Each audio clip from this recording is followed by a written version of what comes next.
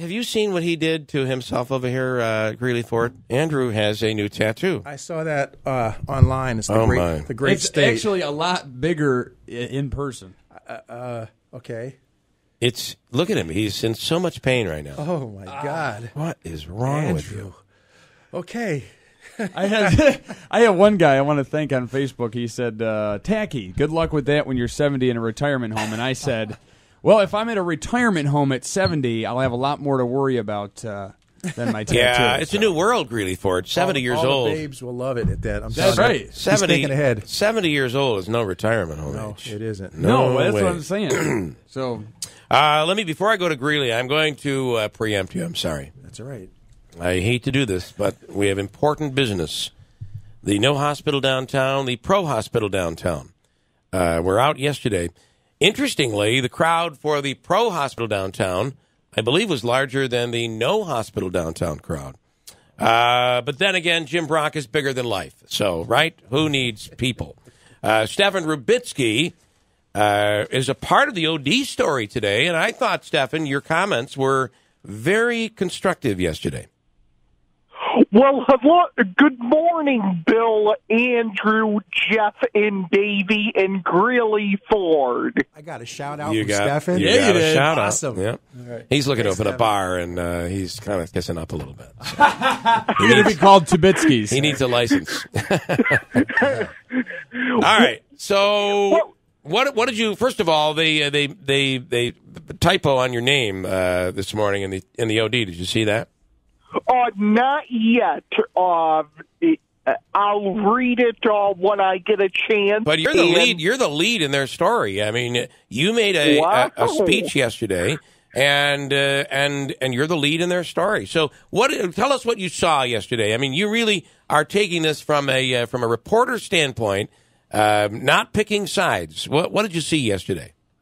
Well, what I saw was the people for the hospital were the union workers, and the no group is Jim Brock's group and Jim Zecca and those people, Yeah. and the Yes Hospital people just want the hospital so the area doesn't lose the money. Yeah. What do you think, Stefan? Well, I think that they need to come to an agreement and come together as a community, and they need to either be for the hospital or against the hospital. See, that's what I love about Stefan. You can't. I mean, your rear end must be hurting you from sitting on that fence. He is he is impartial reporter. That's important. Yes. Stefan Tubitsky didn't speak for or against the new Mohawk Valley Health System Hospital proposed for downtown at a hearing on Thursday. This is from the OD. The Yorkville resident called the neighborhood across the street from the Adirondack Bank Center at the Utica Memorial Auditorium an eyesore, however. You did say that, Stefan. Yes, it is, and something needs to be done in that area, some development, and they had people speak for 3 minutes during the hearing, and the beginning part of the speakers, the first half, were all county heads, people that work for the county, and they were for the hospital. In the end, it was a lot of the no hospital people, and they got momentum towards the end. But this young guy at the end said he's 30 years old. He is from New Hartford, has a degree from MVCC, and he says most of his high school graduating class have moved out of the area, and he says that's an embarrassment. He said we want to keep the young people in this area, and how do we do that? And was he for or against it, Stefan? Well, he wants them to do it the right way. Got it. Okay. And he's not happy that that people in his high school class have no opportunity here. They're just moving away. Listen, I want to tell you, Stefan, as I wrap this up, you did a great job, and you sent us photos. Your pictures were really well done. You made a statement. It was obviously impressive enough for the OD to pick it up, and I just want to congratulate you on your responsible actions as a member of this community, staying out of trouble. You're doing really, really well. And there's comments people can make. They can email them if you choose to about anything concerning the downtown hospital. All right, pro or against. It's to be Thomas at cityofutica.com. Okay. All right. Nice job, Stefan. Congratulations. Hard work, and get the OD, and go Mets. Go Mets. All right. Thanks so much. Okay. All right. It's come a long way, hasn't he? Mm-hmm. He has. He certainly has. Greeley, a long way. Congratulations to Stefan for doing so well. So is the band classified as you guys. This is a band that continues to morph into greatness as the years go on. I like the word morph. That's a good way of saying it. How we keep evolving. So we're trying to see how many members we can have had in the band before we're done. I think we're right now at about, with the new guys, about 52, 53 Wow, guys. boy, that's something else. But you still have the staples. You're still there. Larry's still there. And Larry's still there. I mean, you guys are original. You guys are original members. Larry and I and Scott Rutledge. Yeah. Pretty much the three original members in the band, yeah. And it all began, how many years ago? 20 years ago at a place called Temptations. Temptations back those days. Yeah, and our rehearsal hall, we first started what used to be More Tires on Broad Street, and then we moved over to what is now Taylor and Cook. That really? was our rehearsal hall for a good 4 or 5 years. All right, so tell us where you're going to be playing. This is the first time you'll be playing with a new band. Yep, we have a couple of new members in the band. We have Town Square's own Mr. Keith James. We love Keith. I'm glad he's back in the band Very again. nice. Yeah, we said, you got to stop doing the solo stuff, brother. You need to play with people. So we pulled him back into it. We have Mr. Dana Gerard, who's come over and taken over for the trombone duties. And pretty excited about, on drums, Mr. Maurice Petrello. Wow. Maurice is a legend. You know, with Holiday, with Sale, with Target. He really needs no introduction. No doubt about it. So it's kind of fitting that we do our first gig in the East End, his hometown. So we expect a lot of Maurice Petrello fans. We're banking on that tonight, as a matter of fact. All right, tonight again, where are you going to be tonight again? St. Anthony, St. Agnes Festival, 1500 Bleecker Street. And I got to tell you something. Get out of here. The weather. Know where we're going for food. The weather is on your side tonight. It's going to be perfect. It is. Yeah. And the food there, I have to tell you, the house I grew up in, on Bacon Street, from the side porch, you used to be able to look right at Wetmore School, which has now been demolished. So now I get to look right at St. Anthony's.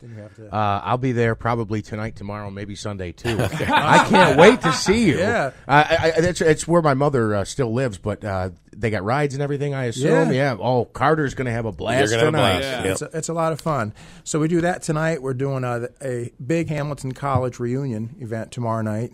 We're doing St. Louis Gonzaga later this summer. Andrew will be back at Our Lady of Lourdes. We'll expect you to MC for us again, as you always do every year. Honored.